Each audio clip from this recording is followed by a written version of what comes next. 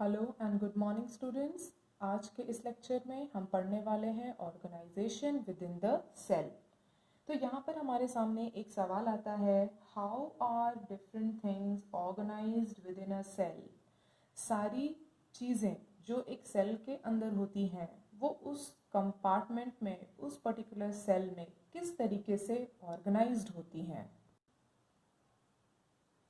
जब हमने सेल की डिस्कवरी के बारे में पढ़ा था, हमने देखा था कि किस तरह से सेल की डिस्कवरी के समय में ये भी पता लगाया जा चुका था कि सेल एक खाली कंपार्टमेंट नहीं है। उसके अंदर क्या देखा गया था, जूस लाइक सब्सटेंस या फ्लूइड लाइक सब्सटेंस देखा गया था। तो यहाँ पे हम ये नहीं कह सकते हैं कि जो सेल्स हैं वो खाली कंपार्टमेंट है, खाली डब्बे हैं, पर उसके अंदर कुछ ना कुछ तो है ही। आज के डेट में जब हम बुक्स में पढ़ते हैं तो हम ये जानकारी बहुत अच्छी तरीके से ले पाते हैं कि सेल के अंदर बहुत सारी अलग अलग चीज़ें मौजूद हैं। तो वो चीज़ें क्या हैं, वो कंपोनेंट्स क्या हैं, और वो कंपोनेंट्स सेल के अंदर कैसे ऑर्गेनाइज की गई हैं, इसके बारे में हम जानेंगे। इसके साथ साथ हम ये भी जानने की कोशिश करेंगे कि जो कंपोनेंट्स सेल के अंदर प्रेजेंट होते हैं वो रैंडमली कहीं भी सेल में प्रेजेंट होते हैं या वो एक स्पेसिफिक पैटर्न में सेल के अंदर अरेंज होते हैं। चलिए इसे हम एक एग्जाम्पल की मदद से समझने की कोशिश करें। सपोज़ कि आपके सामने एक टेबल है और उस पर बहुत सारे सब्जेक्ट्स, डिफरेंट सब्जेक्ट्स के बुक्स ऐसे ही रखे हुए हैं। उसको सजाया हुआ नहीं, क्रम के अनुसार उसको नहीं रखा गया है, वो ऐसे ही पड़े हुए हैं और आपसे कहा जाता है कि आप अपनी बायोलॉजी की बुक इन बुक्स में से ढूंढ कर निकालिए। तो क्या ये आपके लिए बहुत आसान होगा? इतने सारे बुक्स के बीच में आपकी बायोलॉजी की बुक को खोजना थोड़ा तो मुश्किल होगा। क्यों? क्योंकि वो किन्हीं बुक्स के नीचे दबी हुई होंगी।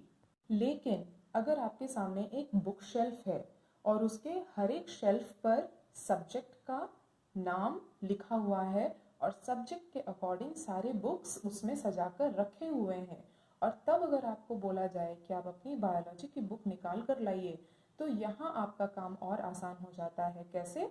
क्योंकि आप शेल्फ पर आपके सब्जेक्ट का नाम देखते हुए उस पुस्तक को निकाल लेंगे बड़ी आसानी से। तो यहाँ पर हमारे लिए बेटर सिचुएशन क्या है?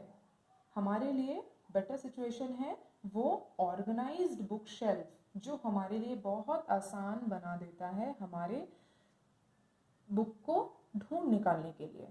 जब हम एक पर्टिकुलर सेल के इंटरनल स्ट्रक्चर्स को स्टडी करने की कोशिश करते हैं तो हम क्या पाते हैं कि सेल के अंदर भी बहुत सारे कंपार्टमेंट्स हैं। इसको हम कह सकते हैं सेल कंपार्टमेंटलाइजेशन। सिंपली इसको हम ऐसे ही समझ सकते हैं कि हमारे सेल के अंदर बहुत सारे अलग अलग कंपार्टमेंट्स बने हुए हैं। हर एक कंपार्टमेंट का अपना एक बाउंड्री होगा और सेल के अंदर जो डिफरेंट पार्ट्स हैं जिनकी अपनी अपनी बाउंड्रीज हैं, उनको हम कहते हैं सेल ऑर्गेनेल्स। और वो क्या क्या है?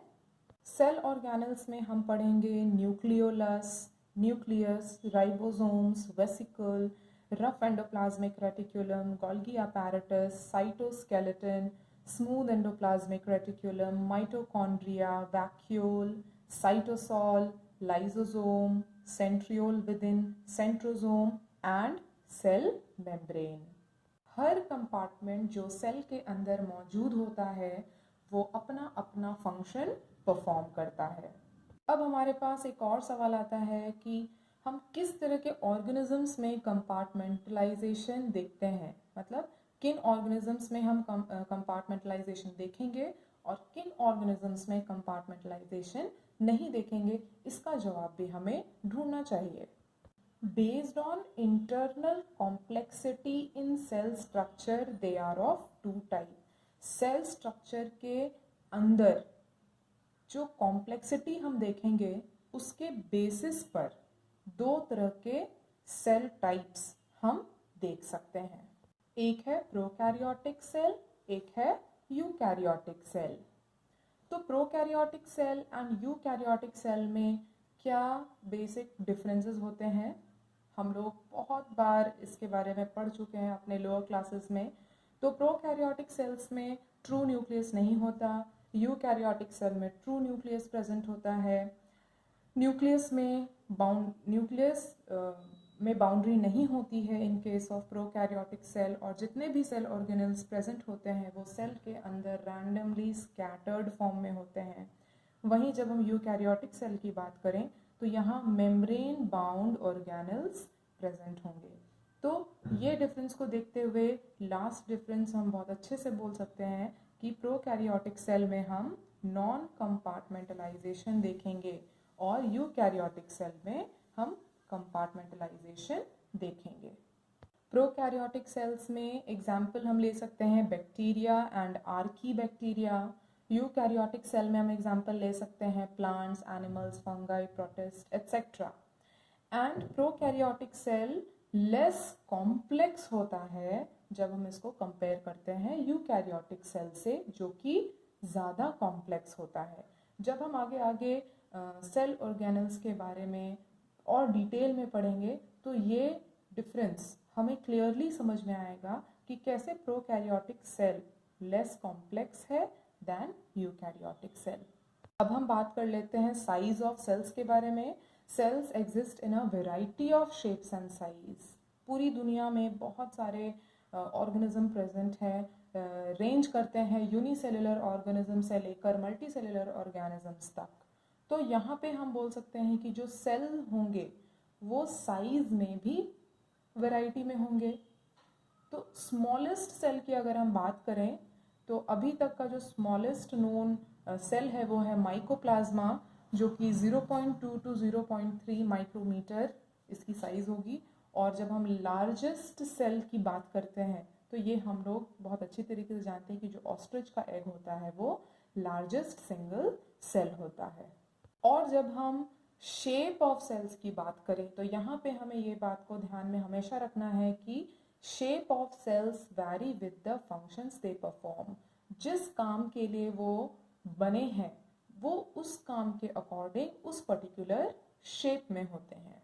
कुछ एग्जाम्पल्स हम यहाँ पे स्टडी कर लेते हैं। क्यूबॉइडल एपिथेलियम नाम से ही समझ में आता है क्यूब लाइक है, और ये कहाँ प्रेजेंट होते हैं? स्वेट ग्लैंड में प्रेजेंट होते हैं, वहाँ की फंक्शनिंग ये संभालता है। सीलिएटेड कॉलुमनर एपिथेलियम ये कहाँ प्रेजेंट होता है? रेस्पिरेटरी ट्रैक्ट में। हमारे रेस्पिरेटरी ट्रैक्ट में सीलिएटेड कॉलुमनर एपिथेलियम प्रेजेंट होता है, जो कि किसी भी तरह के डस्ट पार्टिकल्स को हमारे बॉडी के अंदर जाने से प्रिवेंट करता है। फिर हमारे ब्लड सेल्स में आरबीसी है जो कि कॉन्केव होता है, ई न्यूक्लिएटेड होता है, WBC binucleated, nerve cell जो कि लॉन्गेस्ट सेल होता है और ब्रांच्ड होता है, bone cells, mesophyll cells in plants etcetera etcetera. जो इम्पॉर्टेंट बात हमें याद रखनी है वो ये है कि हर एक सेल का शेप और साइज उसके फंक्शन पर डिपेंड करता है। वो बेसिकली उस पर्टिकुलर शेप और साइज में इसलिए होता है क्योंकि वो डिफाइन किया गया है किसी पर्टिकुलर काम को करने के लिए।